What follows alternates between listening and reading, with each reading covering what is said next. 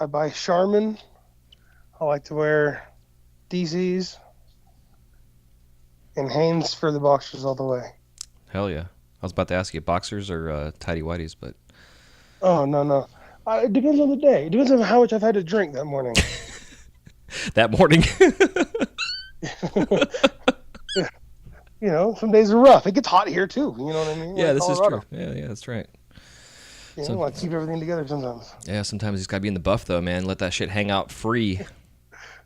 No, not in this state. It's funny because because it's cold here, and anybody with shirtless or anybody, if you see a guy running down the street shirtless, it's like totally taboo. Mm-hmm. Doesn't matter. In beach states, it's you see guys my size cruising down the street with like the white spots underneath their titties flapping as they're cruising a beach bike. You know what I mean? But here, you'd be like the most muscular dude running down the street, and everybody's like, "Oh my god!" Oh man, just visualizing the titties flapping. Yeah, I like Florida. And the white Yeah, under boob.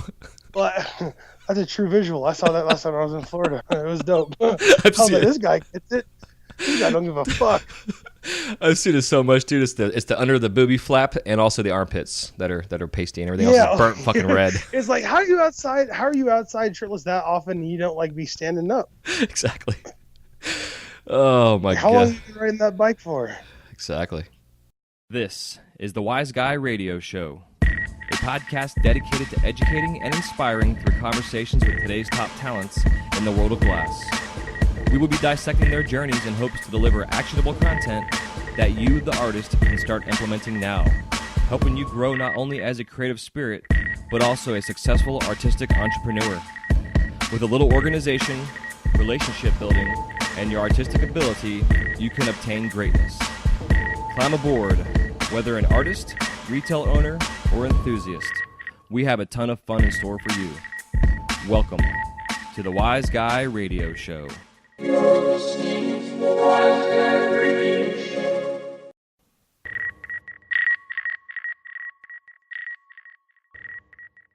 This episode of the Wise Guy Radio Show is brought to you by Mountain Glass Arts. For the month of April 2018, Mountain Glass has their boro sale going. Pyrex rod and tube at 45% off. Just put in the coupon code PYREX, P-Y-R-E-X at checkout. And for all you beautiful soft glass nerds, they have their soft glass double helix rod 15% off sale. All you have to do is put in the coupon code DHelix at checkout. Again, Pyrex rod and tube 45% off. Use coupon code PYREX. And soft glass sale double helix rod 15% off. Just put in the coupon code DHelix. And anybody out there that makes pencil dabbers that are out there in the pipe community, I came across a pencil the other day that I went to go repair, and it was made of soft glass. So something to think about when you're making pencil dabbers or any kind of other dabbers out there for tools. It's not a bad idea to try to use a little bit cheaper material where the soft glass rods are really affordable in terms of mass high production items. The glass isn't always necessarily as durable per se as Pyrex, but for a really good utility item, it's not a bad idea. Just a little something to put that out there for you. So until next time, again, go to mountainglass.com for any other comments, questions, or concerns. That's mountainglass.com. Hey, what's happening? Welcome to the Wise Guy Radio Show, episode number 190. This is your host, Jason Michael, and thank you so much for tuning in today. Today's episode is featuring Pedro Grime. You can find Pedro out there in the world of cyberspace on Instagram at Grime Glass. Pedro is a hilarious dude, a good friend of mine, and I was really pumped to have him on the show. We've been working at this now for a while, especially since January when I had to rehash and redo some interviews and stuff and scheduling because of all the trade shows and my getting sick and everything else. And it's definitely been a long time in the making. And I met Pedro last year in person over at the Champs trade show when it was here in Orlando. And then the next day, him and myself and Chris Dickey and Chris's wife and the four of us went over to the Disney parks and had a blast. And gave me a chance to get to meet Pedro and get to know him in person. And he's a great, amazing dude, but also a phenomenal glass artist. And only been behind the torch now for 4 years, which is pretty incredible. When he came here to Champs this last year, he actually won first place in the artist competition, which then got him into the Champs Master Finals. I think they just had here the Master, whichever one it was. They just had back in February. And I'm not sure how he placed. He didn't actually. I don't think he mentioned it, but I know he was stoked just about the concept and being able to be there. We get into a lot of talk about his early beginnings, where he is now. I will tell you that the first 2/3 of this interview, the sound quality, I should say, on his end, wasn't 100%. He was having a weird signal, but we got cut off about 2/3 in, and he had a little bit of a family emergency he had to take care of, so we had to reschedule the second half, and we got that all taken care of, which is now why this is out when it's out. Pretty pumped, and just excited to get this show, keeping on track and whatever, and I can't believe we're already at 190. It's just so crazy. Something else, a couple weeks back, I posted on my Instagram just a kind of an out for any artists that want to share any upcoming events, whether it's you're at a trade show, holding a class, doing a demonstration, having a solo show, anything that pertains to anything in glass. I wanted to just get it out there for y'all to take advantage of the show, and definitely, we got the fucking recycling truck driving by. I'm sure you guys can hear that. But anyways, just take advantage of me in the show and use this as a platform to promote yourself. I mean, it's really one of the main reasons I wanted to do this show was just have an outlet for you as an artist to get your stuff out there. And whether, again, it's you have a solo show, you're doing a class, a demonstration, you're having a group show, any of that kind of stuff. Or even if you want to be on the show, hit me up for sure, too. You can hit my Instagram is wiseguy_radio. And you can also contact me, wiseguymedia@gmail.com. I'll have all those links in the show notes as well. But I'm always up for having new artists on. If you feel you bring some kind of value to our community and want to share your story, I definitely would love to have you on. Whether you've been melting glass for a year, 5 years, 10 years, 20 years, it doesn't really matter to me. I'm all about sharing the journey and the struggles and the successes and failures and all that good shit. So that being said, I got a pretty good response from a lot of artists out there wanting to let me know. The webpage is wiseguymedia.com/events, and I'm going to be keeping this up to date as much as I possibly can. But a couple of events I would definitely want to share first. One of them here locally to my heart, which is right here in Central Florida in the Orlando area.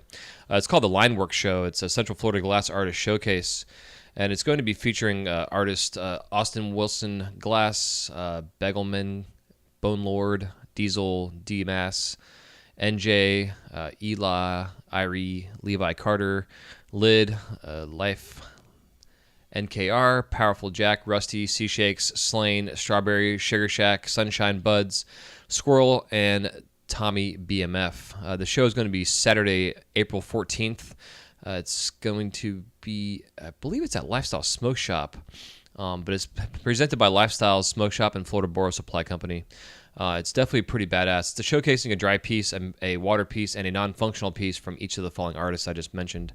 And again, it's from 7 to 10 p.m., April 14th. And I'll have all this information and everything. You can go to wiseguymedia.com/events. I'll have links on there for all that. Also, D. Lewis Glass Art reached out. He is having a glass demonstration at the Hot Glass Art Center, which you can find at Hot Glass Art Center on Instagram, all one word. It's going to be in Marlborough, New Hampshire, Saturday the 31st, which is coming up here in about 3 days from 10 a.m. till 4 p.m. If you guys have any questions at all, definitely hit up the Hot Glass Center for that. We also have Rude Boy's got a show coming up. He's got a solo show coming up here. It's also some collabs he's doing. He's known for his Chester Cheetah that he does. It's a pretty sweet piece. But yeah, it's going to be. Show is going to be.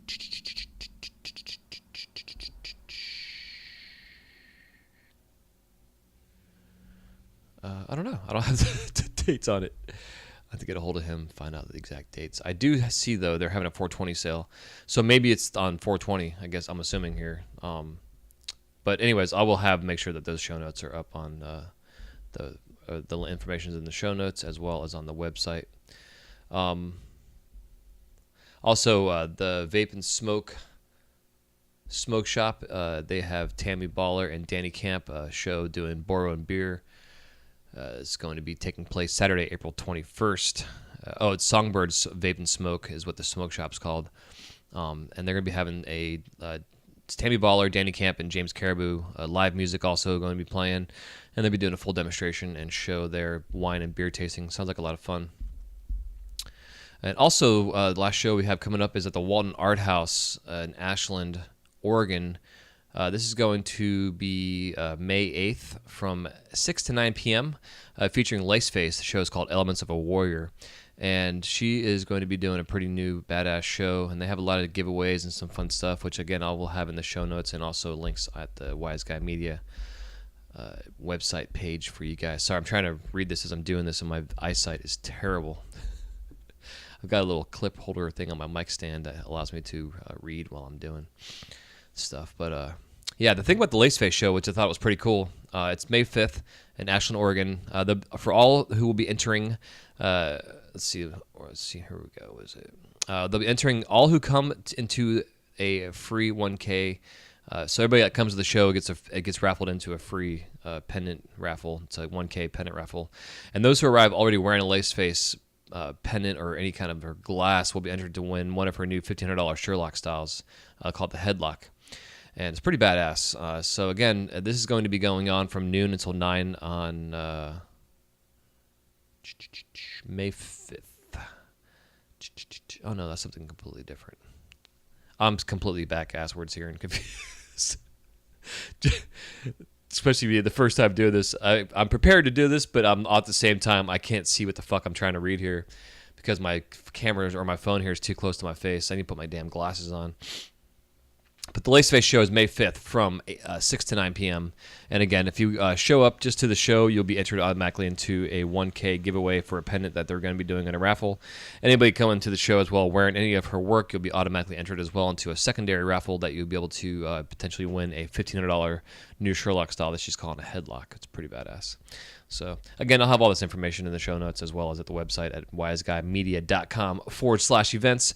And anybody out there, again, if you have any events, shows, broadcasting, any kind of things you want me to let the world know out there that is going on, whether it's in your area or just in general, definitely hit me up, wiseguymedia@gmail.com. And I have an email for the podcast, and for some reason it hasn't been working. I got to call GoDaddy and see what the fuck's up with it because it's annoying when I'm already, paying for these things and it's not working. Doesn't make much sense, does it? So anyways, I'm rambling on here. I'm going to let you guys go. Don't forget, as always, if you have not yet subscribed to the podcast, stay up to date whenever these new episodes blast out there. Just subscribe at your iTunes on your app if you have an iPhone. If you have a Droid, there's Stitcher, different variations of apps out there for podcasting, Google Play, iHeartRadio, you name it. Definitely, if you have any kind of podcast catcher that has a way of leaving reviews, please leave us a review for the show. Let us know what you think about it, and let the world know what is all going out there on this podcast, also in the world of glass. Whether it's functional glass, hot shop, bead making, everything. We want to cover the gamut of all things glass. And also, don't forget, the Flow magazine has their upcoming Marbles issue. The date is March 30th is the deadline. Today's the 29th, and I'm recording this right now. So one more day you have to get your pictures and submissions into Maureen over at the Flow magazine. And the last episode, I had a link in there with a little form you can fill out. The easiest way right now to do it is just to hit up Maureen, Maureen at glasspatterns.com. And I'll have a link to her email as well in the show notes. That way you can get this in if you're interested in having any kind of marble or paperweight submitted into the upcoming issue of Marbles and Paperweights.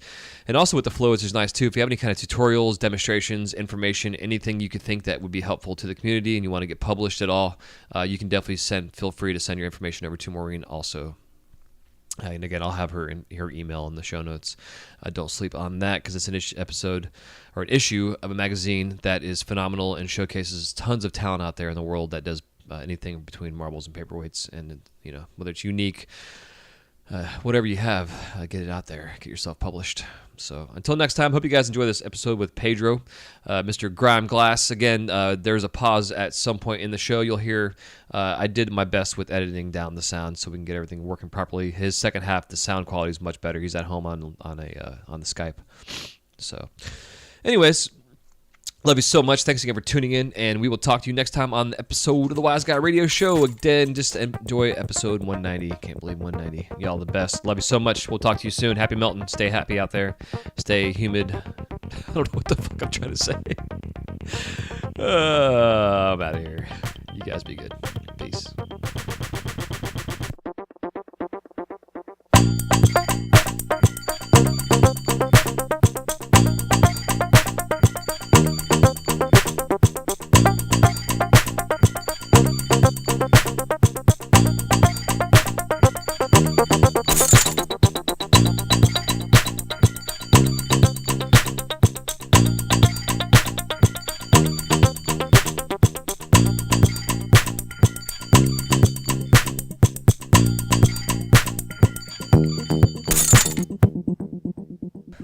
What's going on, Pedro? Welcome to the show. Hello, how are you? Dude, I'm awesome. Then stoked to get you on here ever since I got to finally meet you in person here in Orlando, Florida.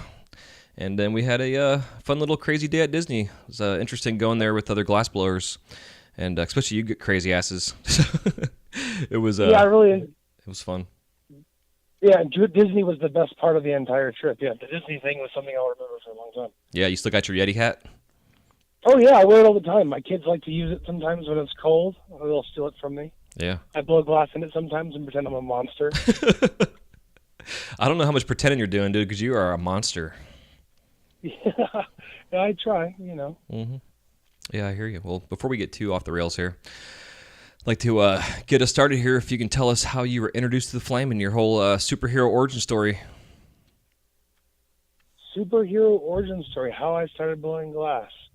I met a glass blower that was traveling through Colorado, and he was traveling with his family, and he had landed like a local job blowing glass for a company, and they kind of had a falling out, and so I offered to sell the guy's glass, and I took his family in, and some bad things happened, and the gentleman ended up going to jail, and so I had his family at my house, and my family too, and I had all his glass blowing equipment there, and I just had to do it.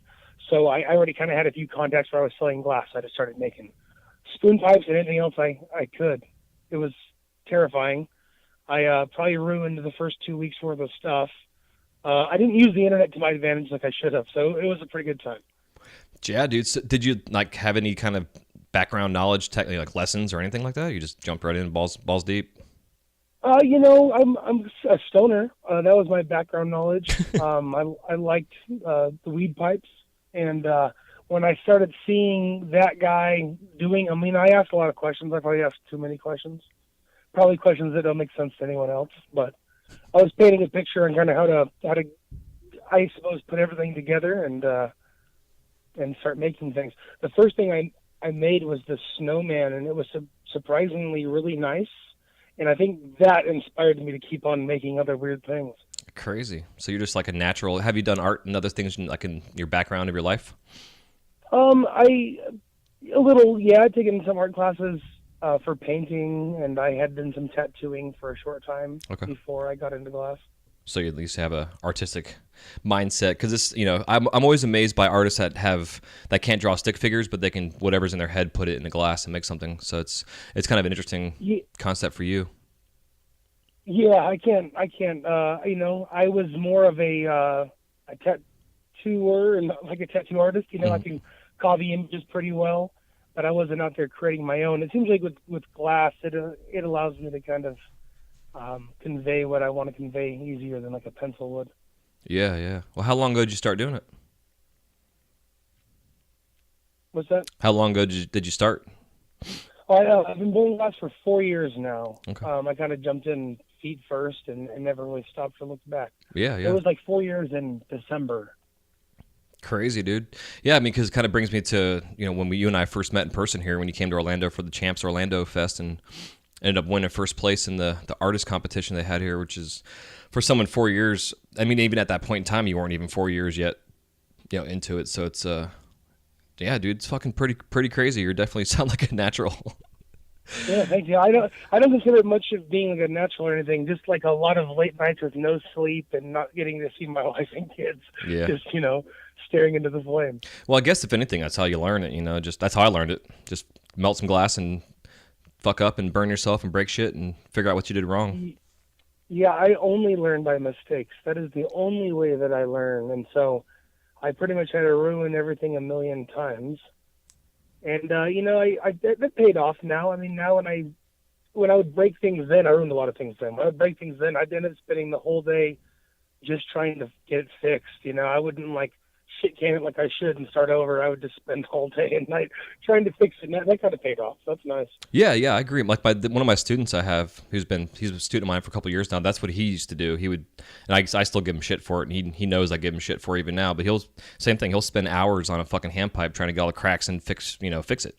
I'm like, dude, fucking start over. It's gonna look better. But in the end, I mean, dude, this kid has had things explode on him and had shrapnel pieces all over his bench, and like a puzzle put everything back together and had a fucking pipe at the end of the day.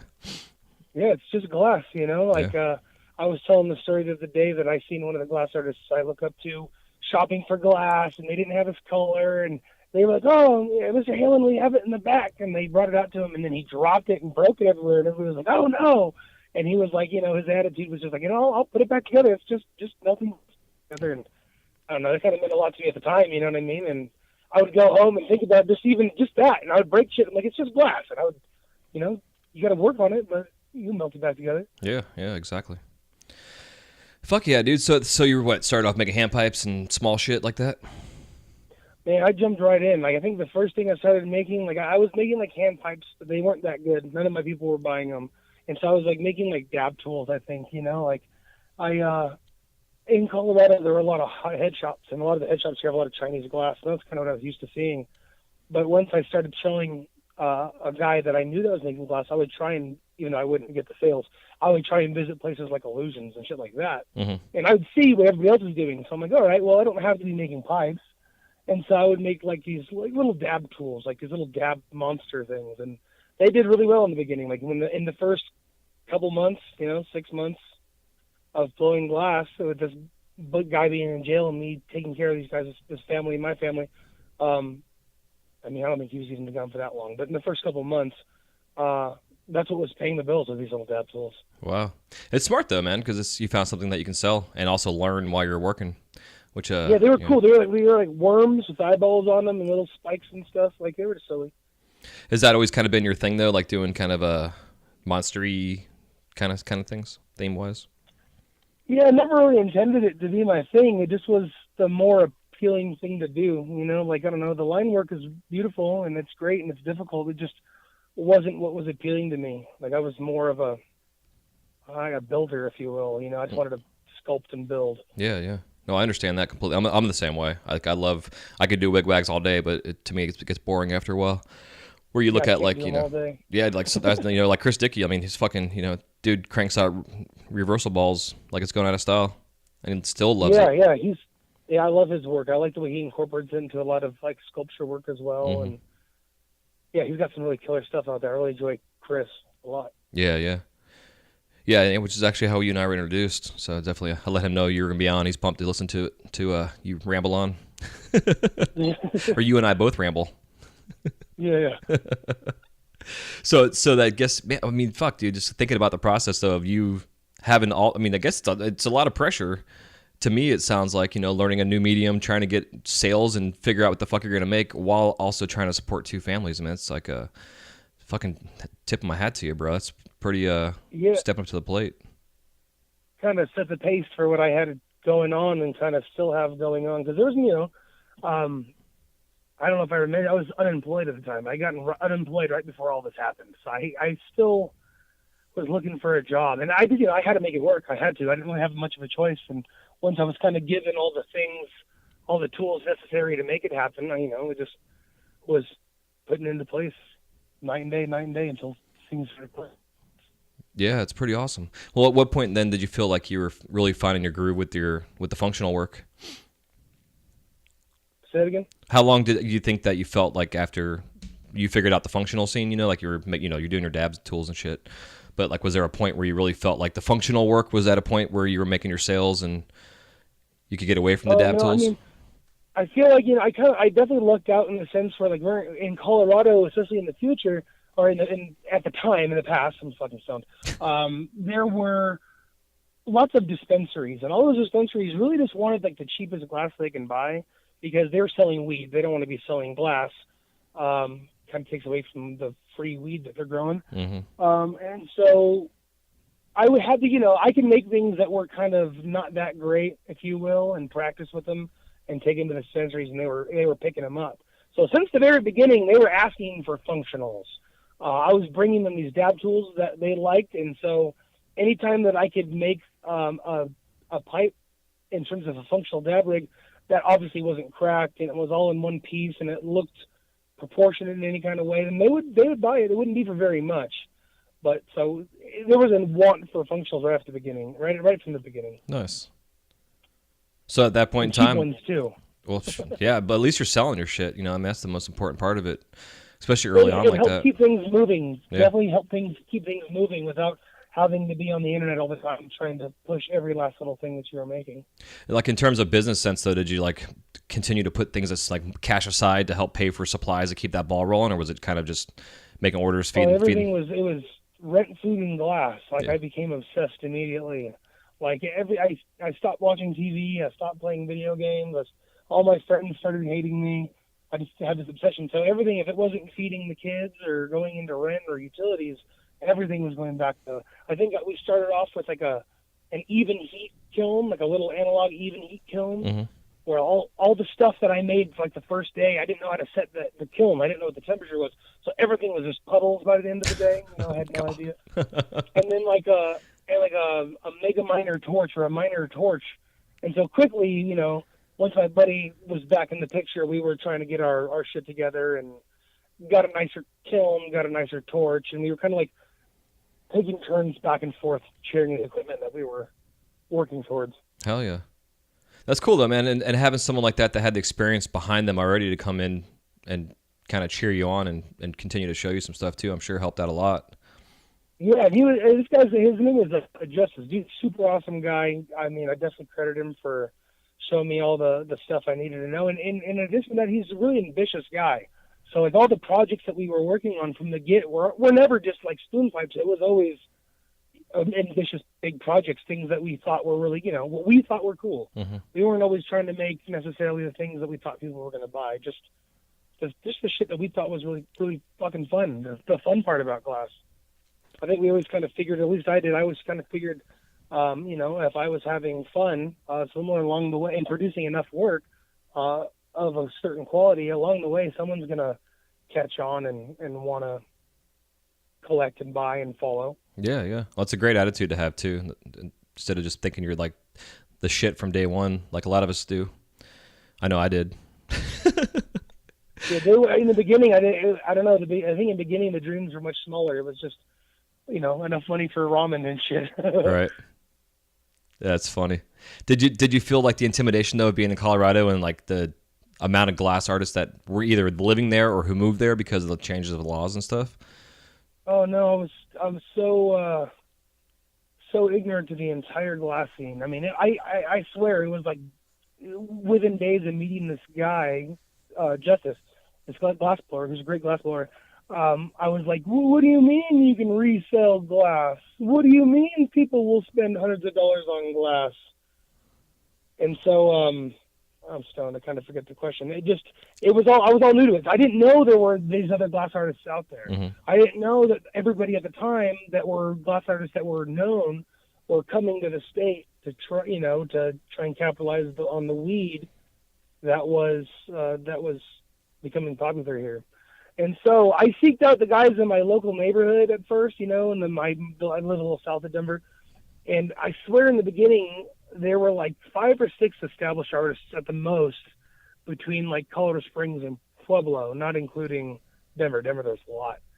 And now there's got to be 80 people down there making money doing this. It's crazy. Yeah, it is. So it was a lot less intimidating then. At the time, I feel like every glass blower in town knew who I was pretty quickly because, I was this young guy coming in selling a bunch of crap bullshit to all these stores for super cheap.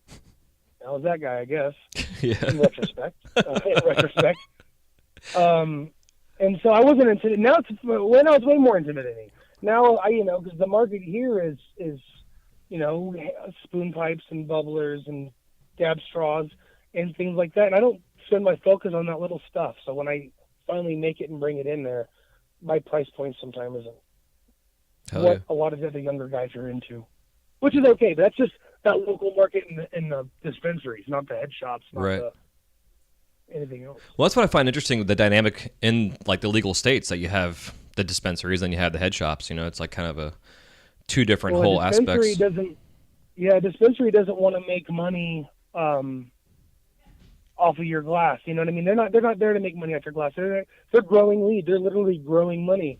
And that's fair, you know what I mean? Because they don't want to buy glass from you and then turn around and mark it up and wait. That's what they're there for. They want to provide cheap pipes that people can buy with the change left over from buying a bag and kind of go out from there, if you will. Yeah, yeah. Yeah, because I know like some like DC, for instance, that this has it legal and they have dispensaries. They can't sell pipes, which is fucking weird. Where? So it's interesting how some of those places work. 'Cause I know a lot of places too will just give away a free pipe at the dispensaries.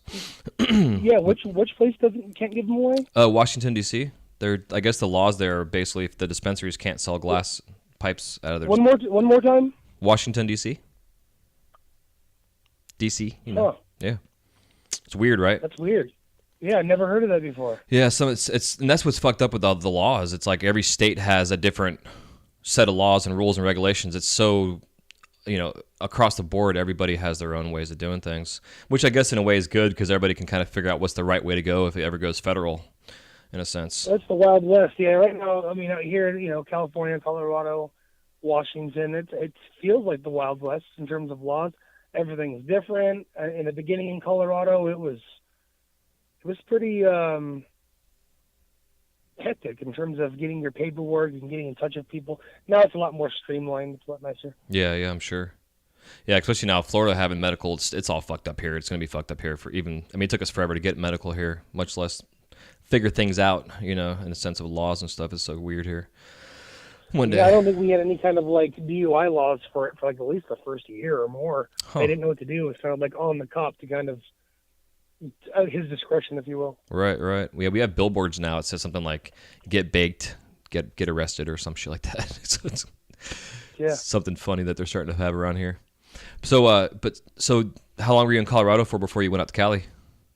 Oh no, I'm here permanently. I kind of bounce all over the country. Oh, okay.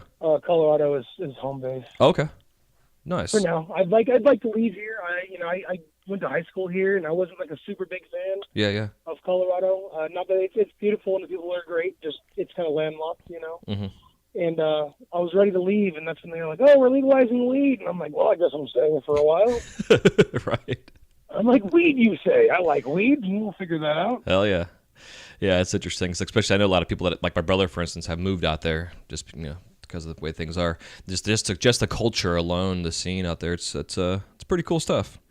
Yeah, honestly, I thought the culture kind of mimicked the Southern California culture where I was from. So when I first came out here, it wasn't that bad. It wasn't like a huge culture shock other than that you're in the middle of the plains out here. You know what I mean? Mm-hmm. It's like I feel like you're in the middle of fucking nowhere out here. Other than kind of feeling segregated out here, it's a pretty similar culture. It's the stoner culture, and it kind of makes it familiar. That's why you can go out to like Florida and feel comfortable, or Philly and feel comfortable, or Washington, because stoners unite. Yeah. Stoners are the same all over the world, damn near. Yeah, this is very true. Especially all the interviews I've done over the last couple of years and talking to artists and stuff, we're all kind of from the same ball of clay, in a sense, personality wise and stuff. It's pretty cool. Yeah, it takes a certain type to be you're an artist and you're a stoner, and take artist times it by stoner and you equal glassblower typically, you know what I mean? Mm-hmm. Yeah, but it's also I find it intriguing too to come across, which I've had on the show, coming across pipe makers that haven't ever smoked ever.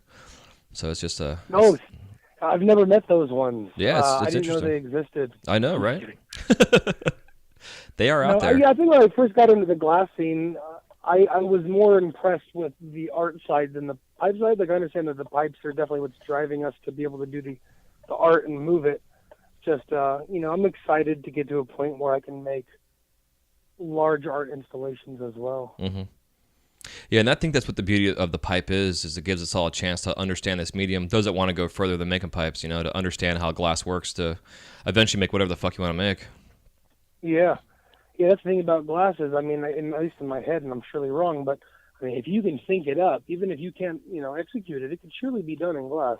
Oh, dude, some of the shit being made nowadays, I think anything's possible in glass. It's like the sky's the limit nowadays. It's fucking crazy. Yeah, definitely the sky's the limit. Absolutely. I mean, you just see like the hot shot movement and what cats are doing right now in the furnace that I didn't see 10 years ago, or even thought it was possible. That's being done nowadays. It's so crazy where glass just in general has gone. It's exciting. It is exciting. Absolutely. I'm glad to be a part of the whole thing. I never thought it'd be something like a gang. I never thought I'd be part of a gang. Yeah. The glass gang. I went to Philly recently and then traveled from Philly to Bethlehem, and they had this big music festival, and they had like a outdoor hot shop, and that was the first time I had any kind of experience it's at the Banana Factory, Arts Quest is what I think it's called. Where I was able to kind of play outside in a hot shop a little bit, and that's such a different world from lamp working. It's crazy. Yeah. I Yeah. did make a marble though. I did Nice. make a marble. Yeah, dude. When I got my first gather, it was like, I wasn't intimidated by it, but it was definitely one of those things where I was like, I was excited and scared, and I don't know. There was a whole lot of mix of emotions. I mean, just the fact of how old that type of glass art is, and they, the artists over the centuries that have looked into the furnace, it kind of gave me that perspective of what they're seeing.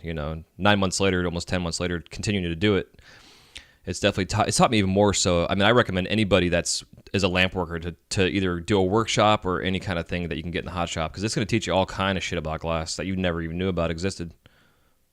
It'll teach you a lot about yourself that you never knew. Yeah, that too, right? Let me tell you what, that fucking furnace is hot, dude. Let me tell you what. Yeah. So I'm in there, and they're like, yeah, here, we're going to help you get a gather. And I'm like, I don't think it's supposed to be this hot. And they're like, oh, no, it is. And I'm like, oh, okay, I'm burning to death. Yeah, that was what took me a while to get used to, was that fucking 2100 degrees pouring out of the furnace. It's definitely intense, man. It definitely makes your heart race. It was a lot of fun. I can't wait for another opportunity to do it again. Are there any hot shop studios around you in Colorado there? The closest one that I'm aware of, and I'm sure there are some in Denver, but the closest one I have any kind of ties to is in New Mexico, and that's about a 6-hour drive from where I'm at. Yeah, everything is far away, I find, when I was out there in Colorado. It's like you got to drive 3 to 5 hours to get somewhere. Yeah, there's nothing here. Yeah, all the cities are right next to each other, like within an hour, 2 hours of each other. Mm-hmm. And then, the next nearest city is like, Albuquerque or Santa Fe or fucking Salt Lake even. Kind of around here. Yeah, it's crazy. So I guess. And then everybody's crammed up everybody's ass. Got all this space, and then everybody's up everybody's ass. That's what it seems like, right? That's what I've noticed. Heavily populated areas. I mean, Florida's the same fucking way, but I mean, we're taking this whole fucking state over here, little by little. I'll probably weasel my way out there. I feel like. Yeah. I need to go back to where it's warm. Oh, dude, it's chilly right now, but it's going to be 87. They're saying by next Thursday. So I think 76 here right now. Is it? Nice. I think it's in the 60s here, which is kind of crazy, but it's our last little cold snap. Everybody's bitching about it being too hot. I'm like, dude, I always know baseball season, when spring training starts, we always get one or two more little cold fronts come pushing through. And I think people here forget about that shit. I mean, everybody here bitches and complains, including myself. It's too fucking hot, it's too fucking cold. Nobody's ever happy. Well, when we went to Disneyland, I could see my breath that morning. It was insane. I didn't know Florida got that cold. And I think you told me that it was 32 degrees for like a whole week, and all the oranges died. Fucked up because I love oranges. Yeah. It's like my fourth favorite thing past my wife and kids. Yeah, dude, oranges are delicious. Yeah. A whole different. But what's fucked up, kind of a whole different side note too, is like the orange industry here is going to shit. There's been this green fungus of some sort that's affected the orange groves for like the last 10 years. And it's slowly killing them all off, like little by little. I mean, not to mention, like, a lot of these people that own the properties have sold them off to subdivisions and whatever development shit. But yeah, it's gonna be. You're killing me. Yeah, it's crazy, man. This info right now. I can't hear this info. I need Florida oranges in my life. Yeah, it sucks. Yeah, and they're gonna be expensive too. So. Oh no! I know. No, I'm about to start my own. I'm about to start a greenhouse here. I'll be hydroing that shit. They're like, oh, somebody look how weedy growing. I'm like, motherfucker, we're growing oranges. Dude, you keep your weed, dog. We out here blazing them fucking navel oranges. Exactly. And then when it comes time for them orange blossoms to come out, bro, you'll have the best smelling house in the neighborhood. It'll be fire. Oh man, it's amazing. So when did you start doing like more of your sculptural stuff you're doing now? I mean, have you been doing that since day one, or was it more of something that's been a newer thing for you? No, since day one. I definitely had a hard time finding myself. Like I don't know. I had a hard time finding myself, finding outlets to make the spoon pipes, because I always wanted to go too hard on them. I'd always want to go add things to them, spikes and dots, and then they would meet the price point for the local shops anyway. And so then I just kind of started doing whatever I wanted. Like pretty early in the beginning, I figured if nobody wanted to buy it, well, eventually along the way somebody would appreciate it and take it, Yeah. So were you just I carrying a lot felt of like, inventory? yeah, you had to just build inventory, and I would sell the pieces for what the piece itself dictated it was going to go for. Like Mm, if I couldn't make a piece and ask $50 if the most somebody was willing to pay was $20. right. If I had somebody come by or somebody seen it and they offered $20, well, guess what, buddy? Today it's $20 or five or whatever. Yeah. But yeah, it was a lot of sculpture stuff right from the beginning. There's a lot of funky shit floating around my town. Well, across the country nowadays. Well, the funkiest stuff I hope is still mostly local. I would say all the funkiest stuff that stayed local is probably still here, and then back in Florida because everybody from Colorado is actually from Florida, Mm. and half of them have gone back now. So it's like this recycling of people in glass. Yeah, the migration to Colorado and then back to Florida. Yeah, because Florida's gonna get the shit. Florida, when it gets there, everything together, it's gonna be the place to be probably. Yeah. Their weed there is incredible. Yeah, that's what's it's funny about Colorado is I always hear that about the stuff out there. It's just everybody complains about it not being that good. And then they come here and they're like, It's man, dry. It's really, really dry here. So I mean, you have so many people going to this whole thing about weed. You have so many people coming here from all over the country to get the weed. They have to keep it moving. Well, it's hard to keep that weed from becoming completely dry. There's no humidity here. oh yeah, I didn't think about that. Yeah, that's why it sucks. I mean, if the humidity was here, then everything would cure a lot better for sure. Yeah, that makes That's total why sense. everybody likes that OG. OG is that ocean grown. It's got that. At least that's my understanding. It's got that humidity, from the get. Yeah, Or from out in Cali. yeah, developed to work that way. Yeah, yeah. Well, that's it's this is completely off the rails here, but whatever. But yeah, I think what's been fun with this industry, it's like being myself in this almost 2 decades and seeing things going from flowers to where they are now, and now also the demand for flowers are coming back, like which I'm glad. But the evolution of the industry, and as the concentrates have changed and gotten better and cleaner, and the tools have changed and gotten better and cleaner, and I mean, fuck, dude, the carb cap has evolved 500 times in the last year and a half alone. Yeah, well, hype. The hype was for the oil real hard. Now the hype's going to go back to flower because I see it here too. The dispensaries start advertising.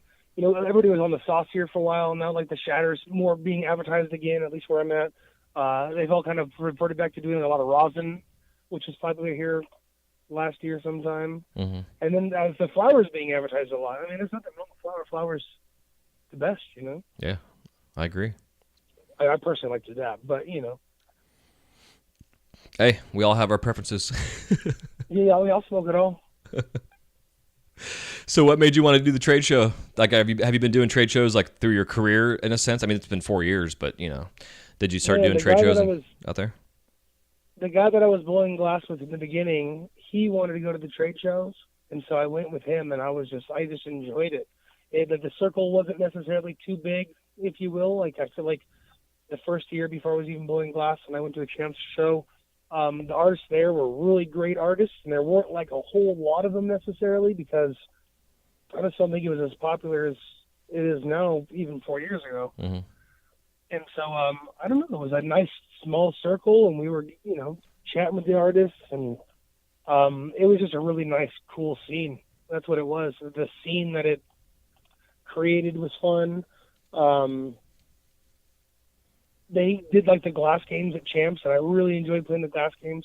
A little bit of competition always helps put a little bit of fire into your ass in terms of doing new projects and pushing yourself when you may not normally push yourself. Yeah, like the slot car races and stuff.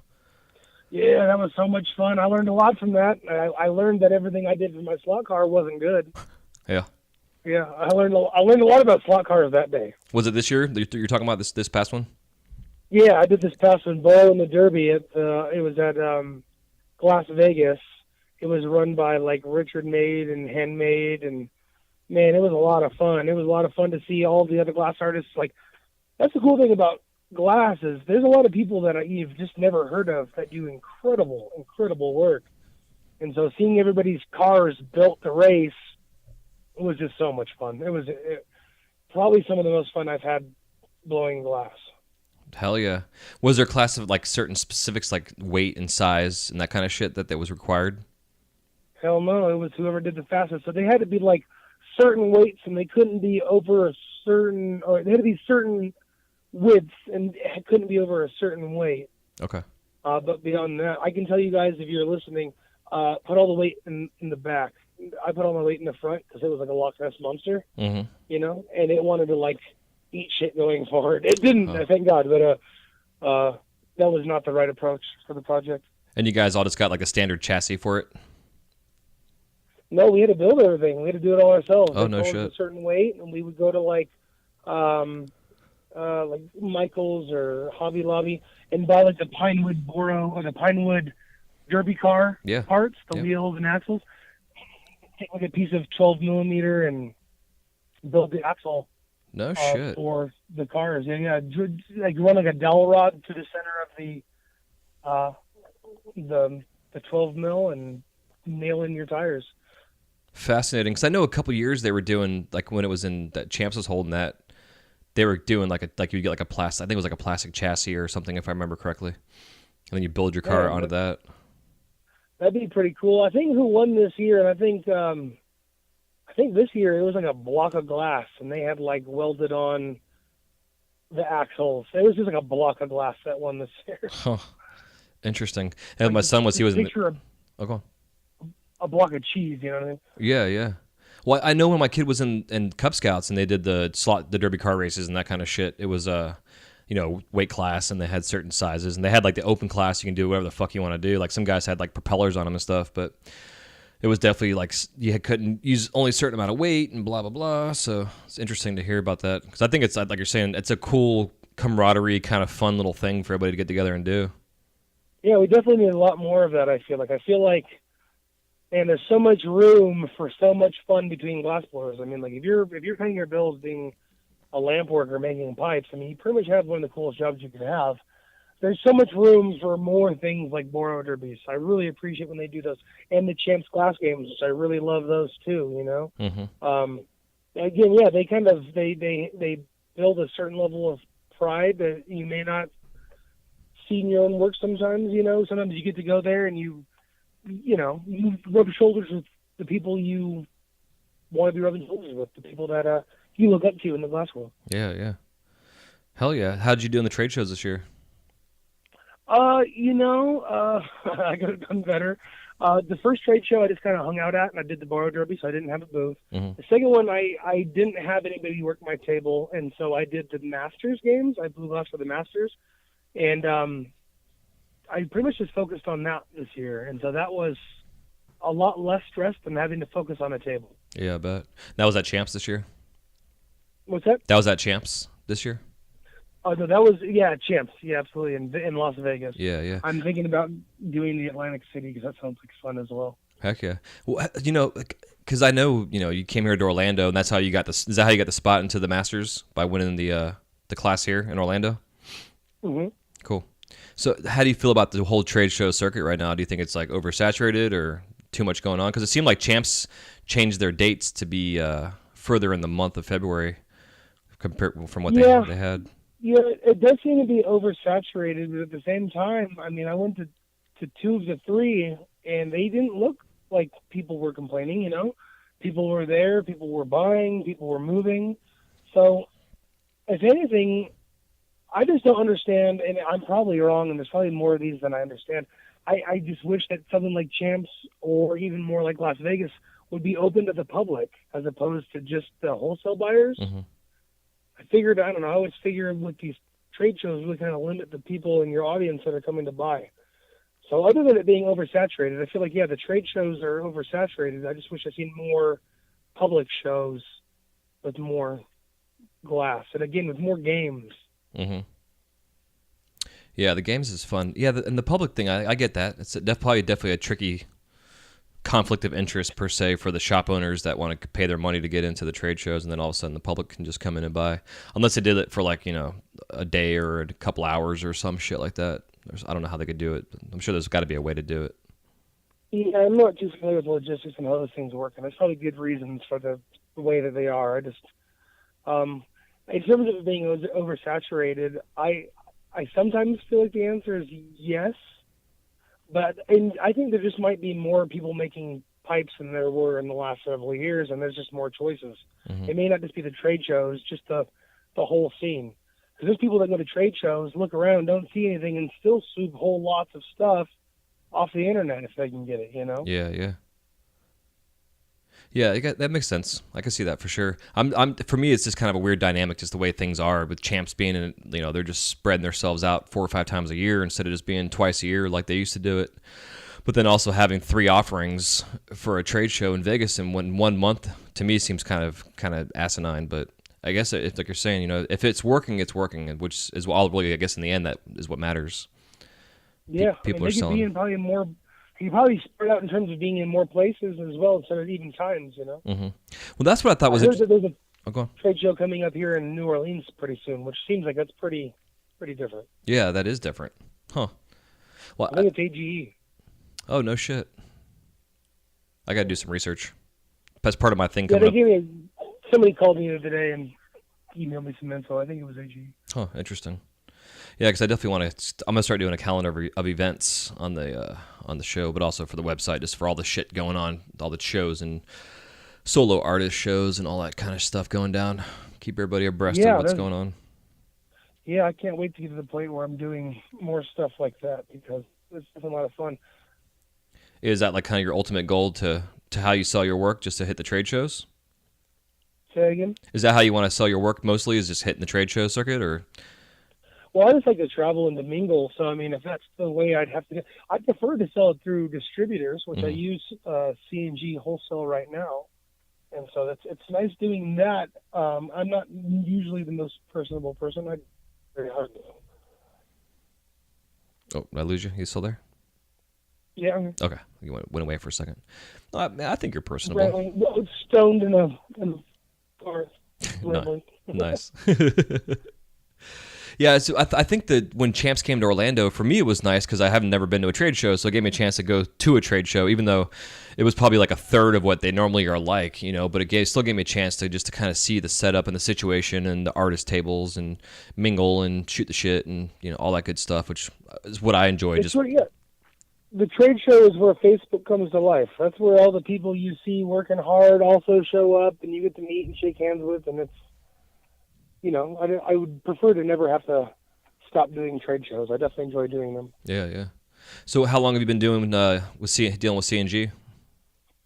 Say again? How long have you been selling your glass to C&G? My friends recently bought the company from the old owner, so I'm not sure if you're familiar with like BTGB. He does like the Master Shakes and the Yoshis and things like that. Mm-hmm. His wife, and he just bought the company. So I think that was like, I want to say, mid last year, maybe July of last year. Okay. So I've been using them since about that time. Yeah, yeah. And you just find, because I'm the same way. I prefer to go through a distributor instead of trying to pound the pavement and sell my shit, because it's a pain. I mean, when you first get started, it's the way to go because it teaches you how to sell your glass. But definitely wouldn't trade it in. Yeah, but in the end, it's definitely nice to have someone out there selling it for you, if they can sell it for you, because not everybody can sell their shit. Yeah, definitely. It's kind of hard. I feel like it's kind of hard with distributors, though. A lot of people, I feel like, just want to buy direct from the artist. Yeah, for sure. Especially nowadays with social media, the way it is. It's like nonstop. Yeah. Social media is the way to go nowadays, it seems like. Have you jumped on the whole Vero bandwagon yet? No. I don't need to go that far. I got enough things to worry about, like Instagram and Twitter and Facebook. Yeah, exactly. Same here. I said the same thing. It's like one more thing to pull me away from everything else in life going on that's more important. Yeah. Just one more thing to read while pooping on the toilet. That's the last thing I need. Yeah, exactly. Well, speaking of that, like having children and stuff, what's your work schedule like in terms of your studio time? Oh, man, my wife is pretty much the best in terms of letting me do what I need to do. I typically work kind of late. Like, I usually get in the studio. I mean, I might wake up. I work from home, so I might wake up and turn the film on at 8 a.m. or whenever I actually wake up, or like noon. But I don't usually get to work until 6, 7 o'clock at night, and I usually work pretty late. I usually do 8 hours or more, depending on the project. And it's usually once the kids go to bed, Once the kids go to bed, I'm able to get in and work. I'm actually talking about her, and she's calling me right now on the other line. I can hold on if you need to answer.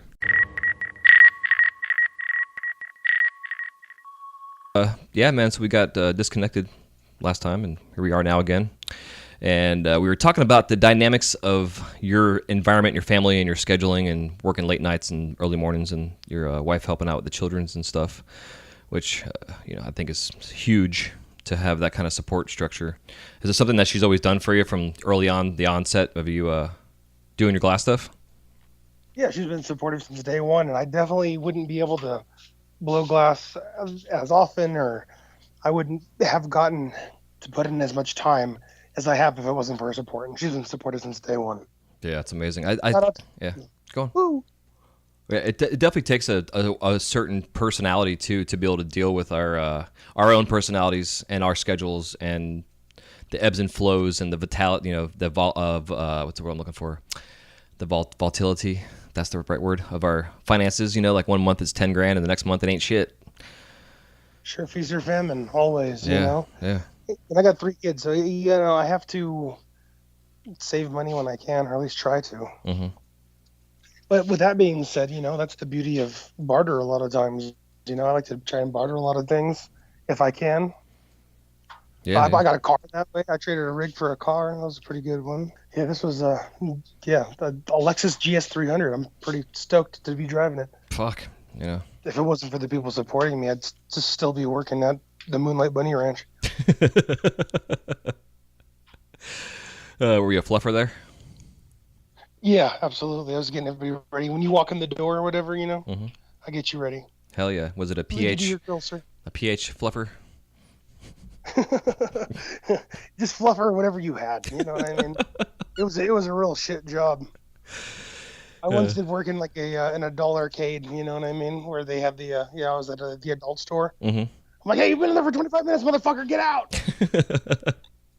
You make a mess again, you're not allowed back. Exactly. Yeah. Little bastards.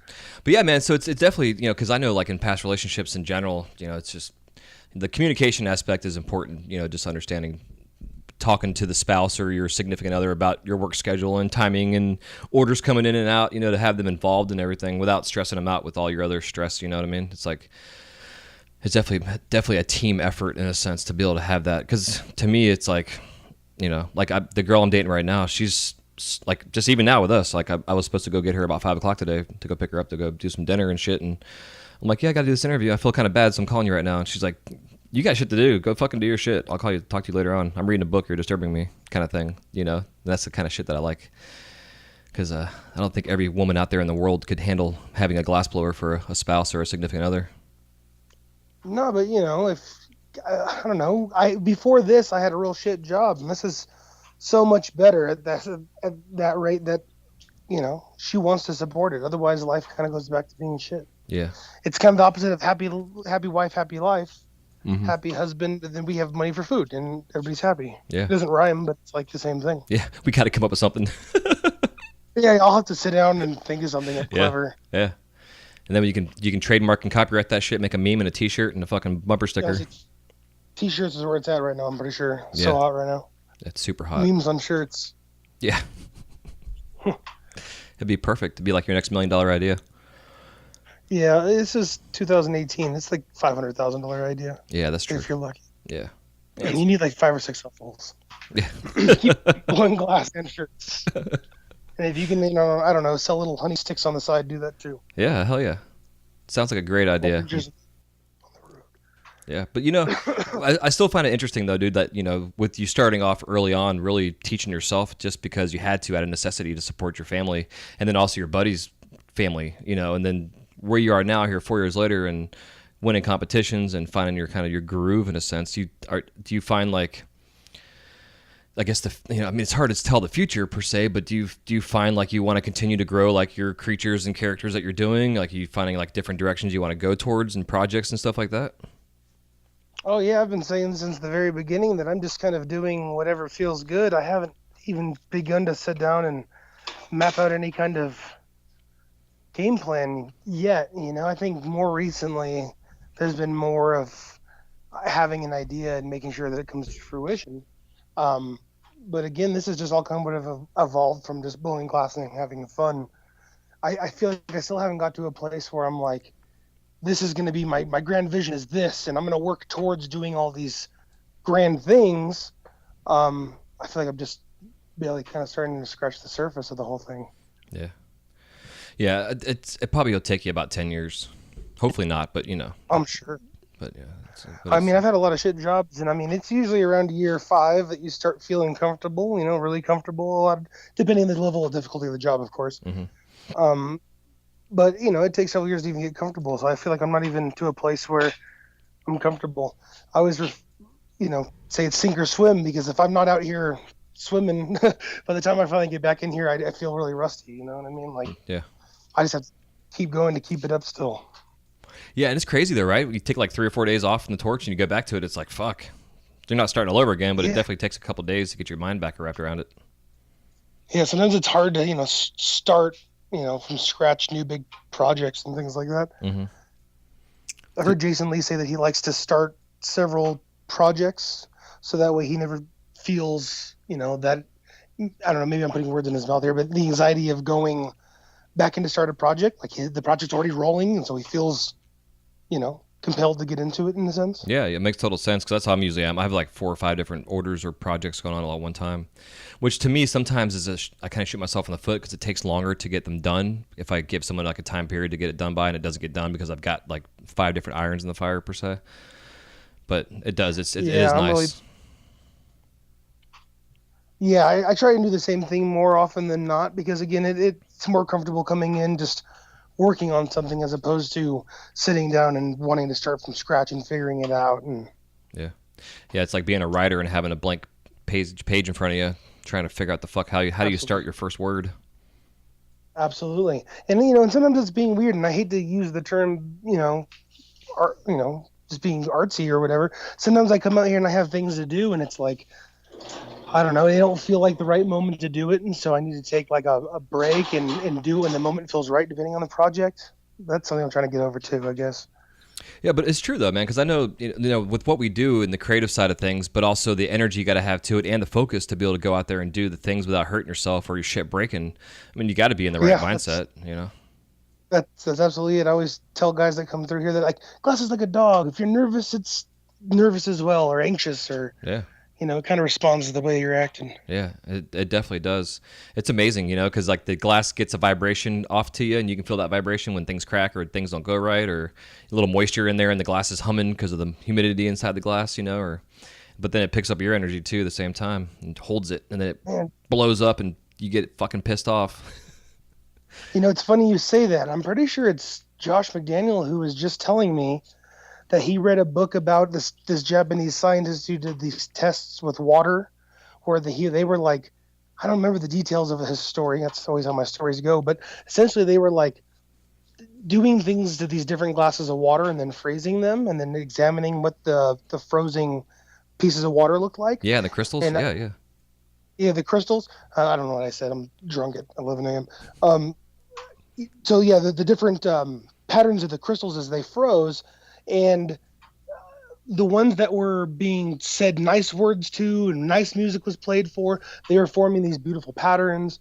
And then anything that was being like screamed at and having like, maybe aggressive styles of music played towards it, it wasn't forming the same kinds of patterns. So it was picking up on the vibration essentially of what was going on in its environment. In yeah, glass, yeah. as my friend was trying to explain, it can be a liquid form. So essentially it could be liquid. And so it feels those vibrations. And to me, that kind of makes sense. It's kind of hippie, moon charging stone shit, but I think it makes sense. Yeah, it makes total sense. I know. It's. I remember seeing about that too. That reading that article a couple years about that. It's fascinating. Like I know there was a guy that they was talking about the psychology of having plants and living things like that in your office space and what have you, and they react the same way. Like he was saying, like there was a something about the fact that this guy would come to his office and play music for the flower or the plant as it would grow, and he would find that when he'd go away for a couple of days and come back, even though the plant had been watered and was fine, it wasn't doing as healthy, and he'd start playing the music again on a regular basis, and he somewhat became like attached on an energy level sense to this plant to a point to where he went out with his girlfriend, went back to his place, they had a good night, some sex, what have you, and came back the next day and the plant was in full bloom. Huh. Yeah, isn't that weird? It's strange the connections we make with other living beings Yeah. and things, not even living beings. Yeah, I mean, and glass is just a solid structure of molecules that are alive. They're just hanging out because they're solid because they're not hot. In a sense, it's always interesting. I like talking about this kind of stuff to guests at work too, because they're kind of like not understanding why we have to anneal things, type of stuff. And I'm always like, well, the glass is pretty grouchy right now because I just completely destroyed the molecules and rearranged them, and they're not very happy. So we got to make that shit happy again, because that shit's going to crack months or years later down the road if it's not done properly. There's that meme that's like Dr. Phil that says, "You just can't anneal all your problems away." It makes me laugh. Yeah, but I've been in that boat. I'm like, oh, just let it sit in the kiln for a little while. Hopefully, if there's anything strange. But then you kind of do the same thing where I like to pull it out and just kind of blast it in the flame, get the whole thing kind of a nice glowing orange temperature before I set it in there. It tends to like that a little more. Yeah. I've noticed. I have no idea. Yeah, that shit scares me, dude. I remember years and years ago, I think it was one of the Pipe Classics, and there was Bear Claw was doing a huge piece, and he's just like flame annealing this thing, like massive, like gigantic, probably 18-inch bubbler he'd made or some kind of crazy shit. And I saw him, and I didn't understand at the time why he was doing it, but he was actually covering it in soot, is what he was doing after he flamed annealed it, and then he covered it in soot, and then just threw it in the kiln, and so he can turn it off so it can be judged in the competition that night. But that kind of shit freaks me out. It's like I'm going to superheat it, or not really superheat it, but heat up a whole piece that I've been working on for like the last 3 hours, and it's like, man, I guess it's going to tell you if something's fucked up with it, because it's going to crack if it's a weld's bad or something like that. But that shit still gives me anxiety. The flame annealing, it seems like, is important before you even go into a kiln for annealing. Like, it's part of the process, it seems like, to make, to relieve a lot of that stress, especially when you're sculpting. Mm-hmm. Like, I feel like if I built something out of, like, I took a piece of clear and I pulled it around into what I wanted it to be, and then stuck it in the kiln without trying to flame anneal it, then I have my chances of it breaking in the kiln are much higher at that rate. But if I build something and I spend some time in the fire before I set it in the kiln, warming up the whole piece, for me that tends to work better. Again, I don't know what I'm talking about, but no, but it makes sense though, because you're not. That seems to work best for me. Yeah, well, you're also avoiding like the thermal shock of going from a piece that's got some cold spots and then going to a kiln that's 1,050 or 1,080 degrees. Yeah, so I'm essentially bringing it up above that temperature before I even go in there. Yeah, exactly. Yeah, exactly. Like I know for the longest time I would make something and I would just lay them on the kiln, or have my blowpipe out and just lay the piece in the kiln to get it hot again, and because the floor of the kiln is basically the same temperature as the inside, what it's supposed to be. The air may not be that hot, but the floor of the kiln's fucking what it should be. So you go to touch it with some cold glass and it'll crack it every time. And I took this class a couple years ago with Joe P. and Peter Muller, and I would see them put the piece in the kiln, and they would just kind of hold on to it and let it float, in a sense, inside of the cavity of the kiln before putting it down so it could adjust itself before hitting that hot floor. And it was something I just, those little simple things I just never thought about. Even after doing this for fucking almost 2 years, or 2 years after almost 20 years, it was just one of those kind of things. And then I was like, oh yeah, that makes total fucking sense. So now that's what I do. I angle it and let it float in the kiln for a little bit and get back to temperature before setting it down. Yeah, I mean, I don't remember the first person that showed me that, but I know now that I can't set something in there without doing it just automatically, Mm-hmm. Like, I don't think you ever just set anything in the kiln without just setting it to the floor. And I think I've had talks with people like, do you think it really matters? And like, I don't know if it really matters, but it seems like it would matter, so we do it. Yeah. I just compare it to dropping an ice cube in a glass of water. That's all you're really doing. It's like, your glass is the ice cube, and that floor of that kiln's the water, and you're going to shock it if it's cold. Yeah, absolutely. Yeah, sometimes, I don't know, I'll leave the kiln open for just a few moments, let the temperature drop before I set something in there. Mm-hmm. So it kind of all has a chance to come back up. Somebody's probably listening and go in like, that's wrong, that's so wrong. Well, I do the same shit, but I still think the floor of the kiln's still hot as fuck. So it's kind of weird. We all have our ways of going about doing things, which is, part of why I like this whole industry. We all have our styles and our ways. And I was told the other day that the way I blow glass, because I was taught by a left-handed person, so I do everything kind of left-handed, even though I'm righty, is that I'm goofy-footed on the torch.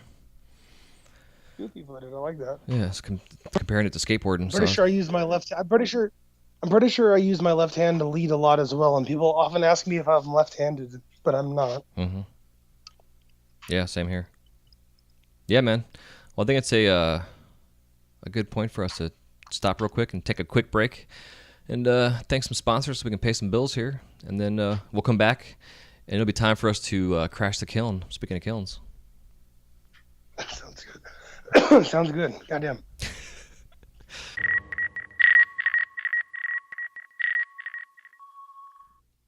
This segment of the Wise Guy Radio Show is brought to you by Zen Glass Studios.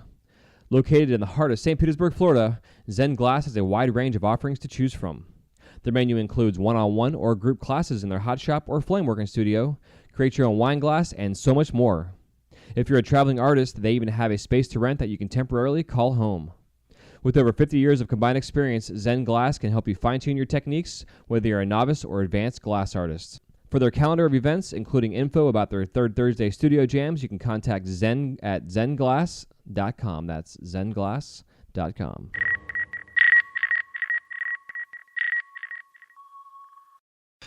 All right, man, we're back. You got your voice back?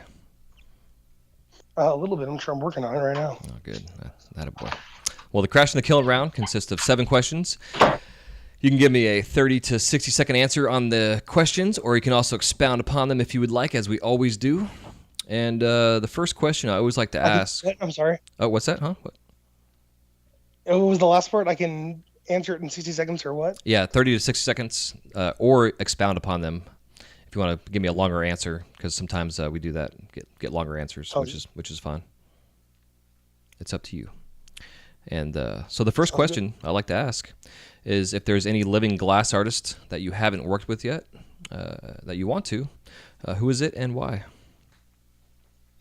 Man, if anybody alive, I'm thinking probably Robert Mickelson. I mean, his work has spanned many years, and his styles kind of cross, I think, a lot of the styles that we see in a lot of people's work today. He's kind of can do a little bit of everything, and he does it extremely well.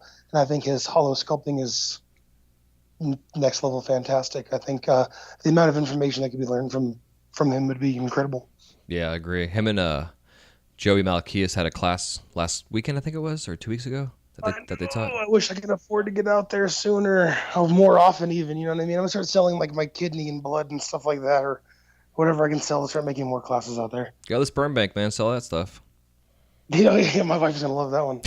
I'm like, listen, look how cute these kids are. Everybody's gonna want at least a set. A big one and a small one. Exactly. Shit. If they're paying, I'll look into it. What are your top 5 favorite colors in glass? Colors in glass? Ooh, I love this color. Let's see. Man. Well, we can talk about this all day long. I think off the top of my head, my top 5 favorite colors are rust, North Star yellow, Troutman blackjack, Troutman Sasha's oil slick, and then I'm like running to my color stash to look right now. Probably another Troutman color because I love the way his colors work. I mean, just in terms of colors I use all the time. Mm-hmm.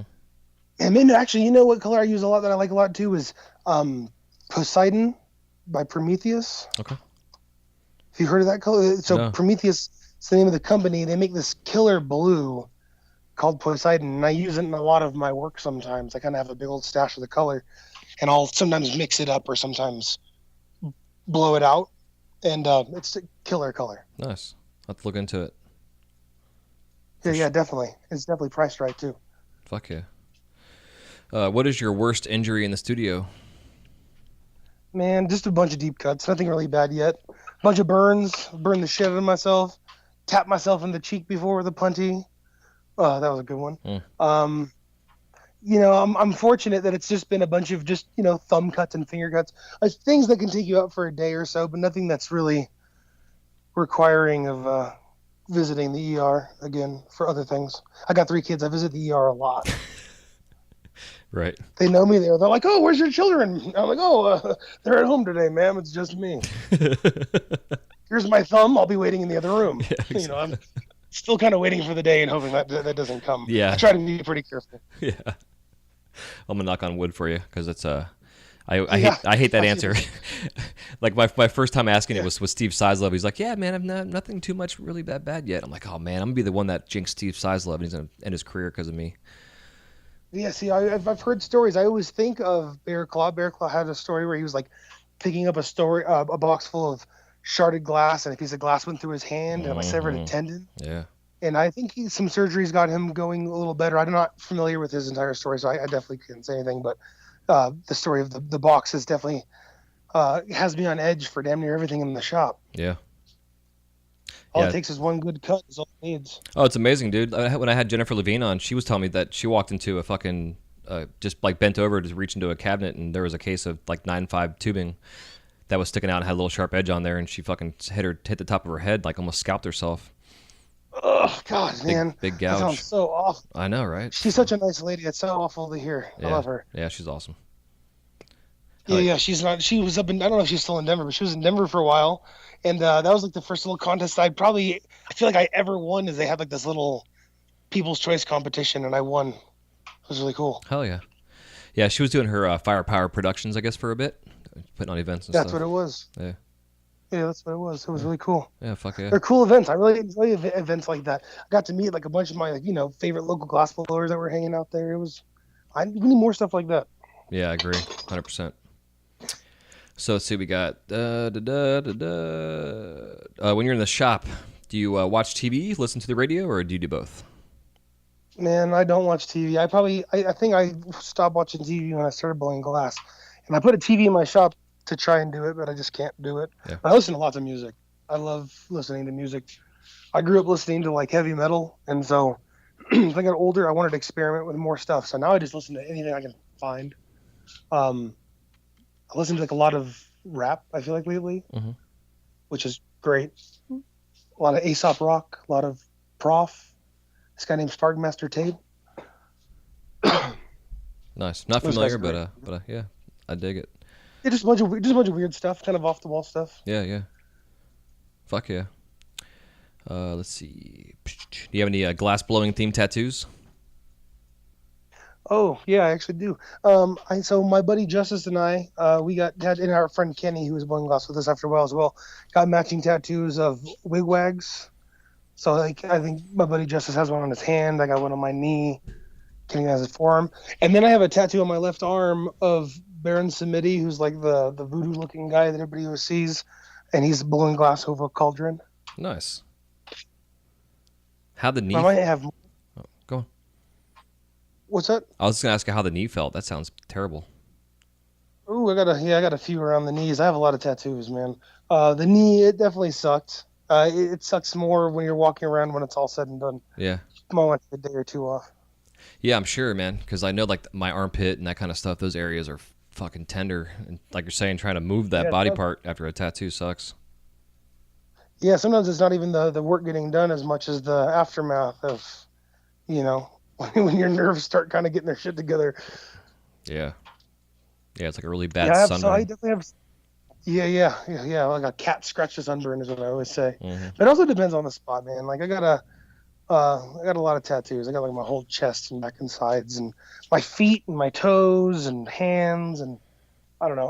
I tattooed before I blew some glass. My brother's been tattooing since we've been quite a bit younger. Hell yeah. I have a buddy in Denver, a buddy that collects the glass in Denver, Noel Martinez, who does a lot of my work as well, and he's super rad with the tattoos. Nice. Dude, that's like most of my tattoos are bartered and traded out with glass. I love it. It's like the best thing you Yeah, can do. yeah. Pretty sure he tattoos Driver from Everdream, Okay. and then Mongrel as well. So he's got a few glassblower buddies he tattoos. Fuck yeah. Probably has a nice collection of glass too now. Oh yeah, he's got a killer collection, no doubt. Hell yeah. So let me Yeah, think. I think his Instagram, since we're talking about it, is Noel Does Tattoos. If you're interested. Okay. Yeah, I'll have to put that up on the show notes. Have to check him out for sure. Yeah, cool. Yeah, man. So if you Yeah, could, if you're ever in oh, Denver, go on. What was that? So if you're ever in Denver, that's the guy. Okay. Hell yeah. Another question is if you could describe the sound of glass cracking in one word, whether it's like a metaphorical sound or the actual sound itself, what would it be? Jeez. Um, fuck. Just one word, fuck. I don't know how else to really describe it. Fuck kind of encompasses a lot of emotions all at once as well. Yeah. Sometimes it's panic, and sometimes it's anger. Sometimes it's just, uh, you know, just giving up, I suppose. Or pure joy. I've said fuck out of pure Or joy. I haven't heard too many cracks that are pure joy. No, Not too not many. yeah. This I is have true. been in, I have been in a few glass competitions though, so I can't say that I've never not heard that though. Yeah. But it's not very. It's far and few between. Yeah. Yeah. Exactly. And the last question I like to ask is, what are your top 5 favorite tools that do not include your glasses, your torch, or your kiln? Awesome. I have lots of tools. I had Nathan Smith. He made me a lot of tools or whatever. Favorite tools. Okay, my favorite tool right now is the Josh Datum lip tool. So you make a joint, and once you make a joint, then you can use the tool to make the lips. So I really enjoy that. There's one. This reamer. I have this really cheap reamer I like to use because it seems to never break. It's awesome. That's probably a really bad tool. Is it graphite or is it brass? It's graphite. I've sharpened it down a million times, so it's Nice. kind of short and fat. Yeah. Kind of one of those homemade ones. I got some of the Nate Meyer grabbers because I can't hold glass with my bare hands, so that one's good. I like that. If I could hold glass with my bare hands, I probably wouldn't need them. Mm-hmm.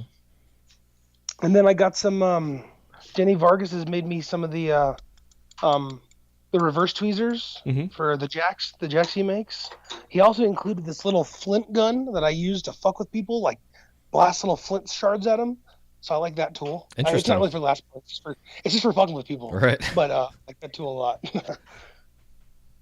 And then probably I just started using like diamond shears. I just started learning how to use the diamond shears a little more appropriately. Mm-hmm. And so using that helps shape and separate. That's what I've been using it a lot for, and kind of using it for other things. Yeah, yeah. For the record, the Josh Datum tools, I like to use the flat ends as the marver. So I usually keep the tool on my table and then use like the little square ends of his tool as the marver. So that's the hand marver I usually use. Oh, Unless it's interesting. something bigger. What do you do for? Go on. I'm throwing out 6 though because I forgot about my knife. That's the most important one. Yeah, I was about to ask you like what you use for your carving and stuff.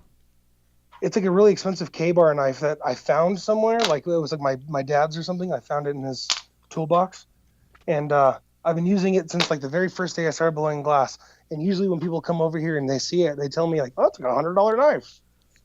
And I'm like, "Oh, it's blown a lot of glass and it's kind of like fucked up now." Hey, But that's the one. Yeah, it serves a purpose. You you try using a spoon yet? Man, so when I did champs in Las Vegas, Champs Masters, Torture Glass, who is incredibly amazing, Torcher Glass, incredibly amazing. I never even heard of him before then. Probably one of my top favorites now. Suggested using like a bead scoop from Hobby Lobby for like the frit and stuff like that. That's what you're talking about for spoons? No, I'm talking about for carving and shaping. Oh shit, no. Okay, my bad.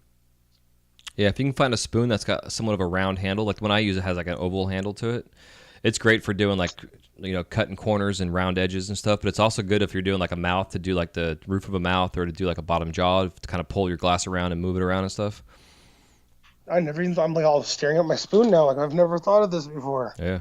That's why I'm bringing it up. I bring it up a lot on the show just because it's, for me, it's something that I was taught at work that, from the guys. Something new I've been using too a lot is like the Hobby Lobbies. They'll sell like copper tubes for doing hobby cars and different models and different things like that. And they'll actually sell like a bag of assorted tubing. And they have a really thin lip to them. Like the whole tube is basically thin, and they have different diameters, what have you. And they're great for doing like eyeball shapes or sockets or impressions of some sort, type of stuff. I'll often use like the butt ends of tools, like the which tool is it? Like the graphite holder for the 14 millimeter joint or something like that. Yeah, back exactly. in how they're around. Yep. I'll often use like that to help with shaping the eyes and things like that. Right. Well, that's what I used to use. Like when I was making my Olaf, that was how I got my eye impression, and it always was awesome. But I always found that the lip is a little thick. So the guys at work were like, "Yeah, go get these tools," and I started using them, dude. And it's like complete game changer because it's got a thin edge to it, so it doesn't like push the glass away as much like normally like it would. Because I'll actually start off with like the bigger size first to establish like the socket or like the part of the brow, And then you can do like the middle size one, which will establish like the eye itself. But when you go to the small one, it almost gives it like an eyelid because of the medium one that you used beforehand. It's weird. I definitely recommend it. But any kind of like hobby store, there's a film store that still sells film for cameras, which I didn't really know existed still. But they sell that kind of shit too, little brass tubes and stuff. So something I recommend. Interesting. Definitely worth checking out. Appreciate the info. Yeah, but the back end of the joint tool, that's a good idea too. That's why I've been using that a lot. Yeah, but you're right though. It can be kind of thick sometimes. So having a little bit of variety is definitely nice. Yeah. Plus, it also will hold grime and dirt and shit in there. No pun on the name and stuff. And so then you get like shit smeared into your glass when you're trying to do a hot shape, and which always stays there and never wants to come out. Absolutely. So kick in the nuts. So on that note, man, kicking the nuts indeed. Yeah. Before I let you go here, if you can, for one, give the audience a parting piece of advice for the old and new school glassblowers, and then also where we can find your ass out there in the world of cyberspace. Okay, absolutely. For terms of advice, my best advice would just be to give up all your friends and family and fun and love and everything else and just give it up for glass and do that every day. Hell yeah. It's good. That's perfect. No, just blow glass every day. Just blow glass every day. Just put in, at least an hour every day. Just do something every day you can. If you have equipment that you're sitting on and you're not using every day and you wish you were to start doing it, because I think I just became addicted to start doing it every day.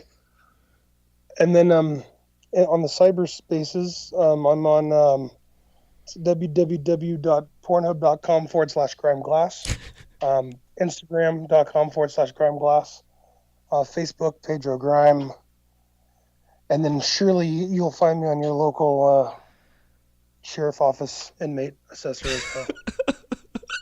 Coming to a sheriff inmate search near you. I'm gonna go on the Pornhub site and see if I can find you on that for sure. Yeah. It's research. I swear to God. Mickey's all standing over your shoulder, all angry at you. Jason, you're like, what's for research, Mickey? Research. Oh my God, that's so fucking funny. Well, dude, I'm definitely pumped to get you back on here so we can follow up this and finish this interview and stuff, and based on the situation from before. And dude, it was fucking crazy timing, right? With the phone getting disconnected and then getting that phone call that you got was kind of a blessing in disguise in a sense. Yeah, it was kind of crazy. I mean, I'm not sure what it necessarily did for me, but it was crazy. I looked at my phone all signal was dropped, and all of a sudden it was my old lady calling, like, "Oh, there's a problem." Yeah. But it's all handled now for the most part, as much as it can be. Yeah, exactly. Hell yeah, man. Well, hang on real quick. We'll say our goodbyes off the air. I must do my little outro here. And thanks again for coming on. Hope you all enjoyed this conversation with Mr. Pedro Grime. You can find him out there again in Grime Glass. Just look on Google and Instagrams and all that fun shit. And for somebody who's been doing this for just a little bit of time, definitely talented and skilled. And you seem like a natural, my man. I definitely enjoy your work. And appreciate your sense of humor and all your postings and sharing shit. So it's definitely cool. And again, too, also, I meant to tell you when you posted up in Torch Talk about Amazon having that sale on the Pelican cases that one time, I had definitely got stocked up because that was a nice little savings. So that's awesome. If you don't know, I mean, the local Harbor Freights lately, they've been carrying like a knockoff brand called Apache, but they got the same kind of cutouts and the same style of case, and they're dope as fuck, and they're like $15. No shit. I was getting Seahorse brand for a bit. No, same thing. It was like a little cheaper off brand, but the same fucking case. These ones are really nice. I mean, I've only bought a couple, but when I went to Champs, it seemed like everybody had this brand of case. And, when you look at them, they don't seem quite as cheap as some of the other knockoffs I've seen. Yeah. Well, that's good to know. What was the brand again? Apache from Harbor Freight. Okay. It's Apache by Harbor Freight. Trying to make it sound really nice. It's a clone or something. Yeah, exactly. We need a little like whispery music in the background when you say that. Like a breath of fresh air. Yeah, a little jingle. If you can add that in later, I'm pretty sure. Yeah, I will. I'll make sure there's like an image. Like throughout the whole interview, you should be adding like boing and spring noises and slaps and pows. It reminds me, man, this is completely off topic, but my very first job I had was at Cash and Carry, one of our grocery stores here, and it was back when those books came out, like the storybooks and then little sound effect buttons you'd push along when you're reading and shit. And it had that spring, that boing, sound. And every once in a while, one of us would go back to like the intercom on the phone over the store and fucking hit that little button just randomly throughout the day just to hear that thing go off. And we'd all fucking, you can hear all of us in the store laughing. I was pretty young when those books came out, so that was like the boner noise. You know what I mean? You walk around and just boing, boing, boing, boing, boing, boing, boing, boing, boing, boing. Get in trouble all day long. It was a good time. That's a children's book. I'm a child still. Boing, boing, boing, boing. Oh, man. Oh, shit. So, okay, back on the track here. So, yeah, thanks again, dude. And definitely got to check out his work. And, again, find him on Instagram and all that good shit. I'll have all the stuff in the show notes for you. And don't forget to leave reviews and stuff on iTunes for us to get the show out there, let everybody know what the hell we're going on in this community and how awesome we're growing and doing things in the glass world in general. So until next time, thanks for checking us out. It's episode 180. No, this is your 190, dude, which is crazy. 190, Jesus. Ooh, that's how old I am. Woo! Yeah. So until next time, we'll see you guys soon. Take care. Love you. Peace. This episode of the Wise Guy Radio Show is brought to you by The Flow magazine. Since its inception, the focus of The Flow has been to provide a bond among members of the lampworking community. In every issue, you can enjoy great content with the hottest artists and cutting-edge techniques using the latest industry products. These features, along with the continuation of our Women in Glass edition, Glasscraft Emerging Artist Awards, inspiring gallery showcases, dynamic general interest articles, as well as health and safety information, make The Flow the leading international lampworking journal. For more information or to subscribe to The Flow, go to theflowmagazine.com. That's theflowmagazine.com.